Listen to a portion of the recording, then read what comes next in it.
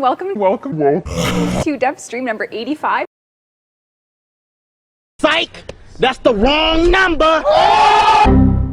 My PC just crashed, but that's okay because we're starting the Devstream. The Valkir Prime trailer that we kind of said would come at the beginning of the year. I overpromised. I don't know if we're going to hit January. This is Baby's first Sentinel. So this is going to be the introduction to the Sentinel system. Like between Junction 1 and 2, like that early, if not early. Yeah. Current thinking is something to do with health or shields. We're thinking like a shield health vampire. So obviously you can see it's modeled, and it's just a matter of getting kind of the gameplay up and going, and then figuring out where it it actually falls and build it and making it acquirable. Let's talk a little bit about the next Warframe that's coming, which is the Beard. Last Devstream, we showed you a very quick loop of the foot tapping idle animation. Typically, we keyframe all of our idle and God, I'm hoping this is idle river variants. dancing. Tim did a really great job on a lot of the noble ones, but he thought, he was, what did he say? I think he said he was a little too white.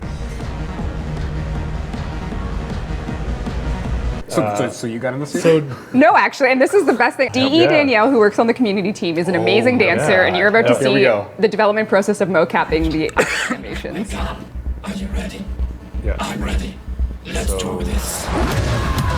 Oh, we have music. This is player-created music. Yep, okay, yeah, all right. So these are the Oh, here we go. There's Danny. Nice. Yeah. He's kind of gun. It's just like casually. That sums up the game pretty well. Go, Danielle! Oh my god, I'm so excited for this. Love you, Danielle! She's listening to it. I can hear her laughing over there. Here it comes. Wake up. I'm so excited. This is V2 of the sequencer, which we've completely committed to. Making it so people can't troll each other. So we are working on that. We're kind of taking the view that we don't want it to be that feeling when someone has a ringtone on their phone that they're not answering. Right. That kind of how that kind of gets on. You on share your an nerves. office with Scott, so yeah. Share an office with Scott, so we're using like feedback, focus testing to see how annoying he can be.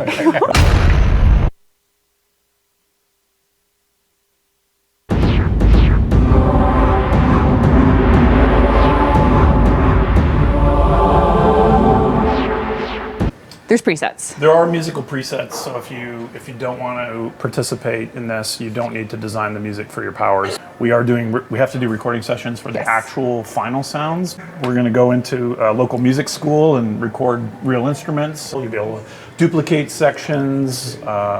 So we're going to do recording of new percussion instruments and things like that. There'll probably be sound packs. There's a lot of stuff that we're working on right now. The fingerprint. We encode the song that you have into like a little shareable fingerprint. If you want to tweet it or send it to someone, they can. Really? You can grab their song and use it as the basis of your own, and then modify it. So how does that play into the powers? So you're going to sit there, you're going to make your song, or you're going to use a preset, and then you go into the game and press 1, 2, 3, 4. They're prototyping like beat matching and for buffs, and This is because they're going to stack? so basically the beat of the song that's going, if you do certain actions on the beat, then you'll get yourself a buff or a T-buff or something like that. Instead of just doing radial damage, the damage comes out based on the beat. So if you do, single big notes, so you'll get one burst of bigger damage, versus if someone puts in a lot of little notes, then they'll get rapid damage over time and stuff. We're also looking at like the overall noise level in the levels as well, and feedbacking that into like a damage multiplier. Okay. So it's like an amplifier. So you take the peak DPS or DVs of the level and feed that into the damage. Amazing. So you're going to look for noisy places, or you're going to look for places where you can fight and actually create more noise to create more damage. Oh my god. Quickly now. And we have an awesome quest too. Lots of exciting expanding stuff on another syndicate. Yeah. Currently, the outline is for Cephalon Suda. Yep. Infected losers. What's happening? Oh, man.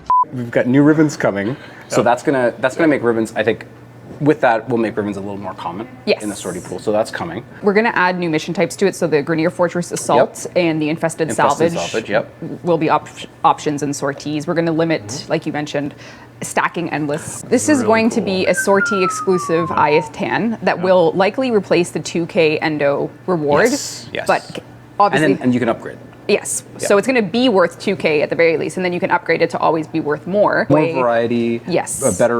Some more interesting rewards, more interesting mission types, and we'll take a look at some RNG concerns as well. Yes. Actually, the one other thing is we were thinking about throwing up. We'll see how the reaction is, but thinking about putting some Arcwing in sorties as well.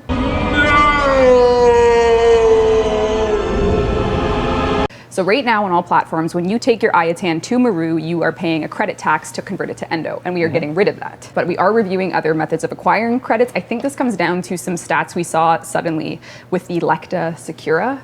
I'm trying to think of what the stats showed, but I don't have the graph handy. But essentially, the way it's stacking in multipliers with chain reactions for enemies you're not even killing with the whip is causing a problem of credit gains. So I think we are going to... We are nerfing your shitty whip, you scrubs. Get owned copyright symbol. Combat stuff stays the same. It's simply the credit. The deluxe skins, we've shown you a lot last year that hadn't been released yet. So the Zephyr Deluxe is actually a passion project of a non-character artist on the team, so it's going to be the furthest away. So there's some really exciting things coming.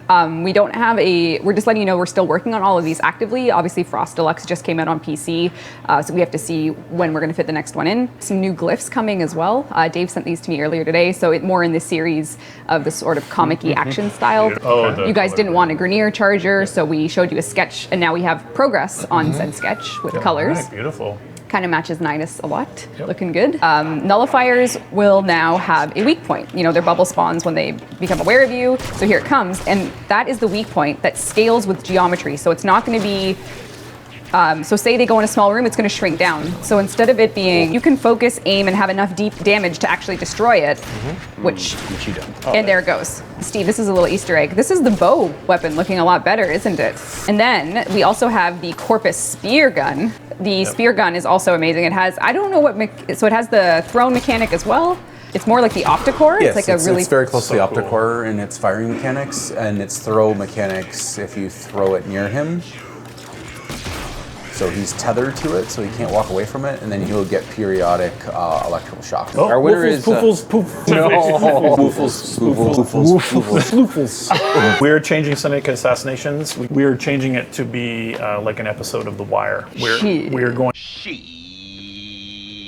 There'll be a procedurally generated enemy cell for your clan to decide who they want to go after. There'll be different cells at different sizes based on your clan size. With a kingpin who will be a uniquely generated enemy AI with unique abilities, and that will flow down into their sergeants and lieutenants. And each time you, if you can imagine the cop board where you have the little question marks and the little ropes tied to the guys and who's connected to who, and your actions will have consequences and all this other crazy stuff. So you'll be building this kind of, for lack of a better term, this kind of investigation. Anything promising? It's hard to say. All the documents we photographed are in Chinese. We've got his hard drives. This will be this new part of the dojo that you'll be able to build with your dojo, and then your membership will be able to take on missions to kind of bring down this kingpin. So we're kind of taking what we wanted to do, inspired by Shadows of Mordor. Yeah, totally. What we ended up with was just kind of a random enemy that lacked a bit of long-term engagement. So what we're doing is pushing this into being something that your Ghost Clan or your Mountain Clan or whatever clan you're in can work on together.